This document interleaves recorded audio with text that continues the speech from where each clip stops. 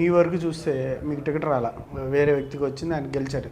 అంటే ఈ సందర్భంలో అంటే ఇంత భారీ విజయం నమోదు చేసింది రాష్ట్రం. అలాంటి పరిస్థితుల్లో మీకు టికెట్ రాకపోవడం బాధ అనిపించిందా? అది గెలిచిన తర్వాత ఇంకొంచెం బాధ ఉంటుంది కదా?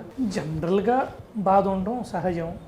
అయినా సరే పార్టీ గెలిచింది, పార్టీ అభ్యర్థి గెలిచాడనేది సంతోషం. ఇప్పుడు ఏంటంటే 170 సీట్లు ఉన్నాయి రాష్ట్రంలో. ఒక 500 మంది పోటీ పడ్డారు మాకు టికెట్ కావాలని.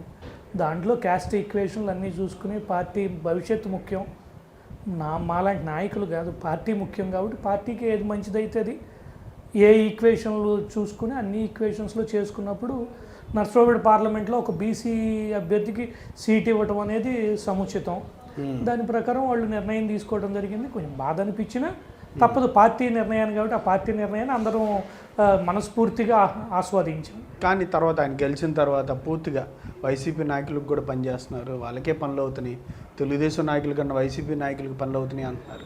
అలాంటిది ఏం లేదండి. ఇప్పుడు జనరల్గా ఏంటంటే ప్రభుత్వం వచ్చిన తర్వాత తెలుగుదేశం పార్టీ కార్యకర్తలు గత 5 ఏళ్లలో పడినటువంటి కష్టాల్లో ఈ ప్రభుత్వం మీద పూర్తిగా ఎక్స్పెక్టేషన్స్ అనేవి చాలా హై లెవెల్లో ఉన్నాయి.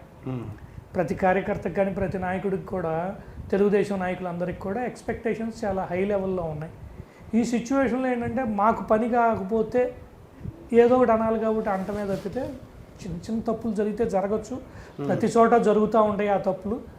అట్లానే కానీ ఇక్కడ కావాలని వైసీపీ వాళ్ళని తీసుకొచ్చి ఇక్కడ ఈ నియోజకవర్గంలో పనులు చేస్తున్న పరిస్థితులు అయితే నాకైతే, నా దృష్టికి అయితే ఏం రాలేదు. అట్లాంటి సమస్యలు ఉండవు.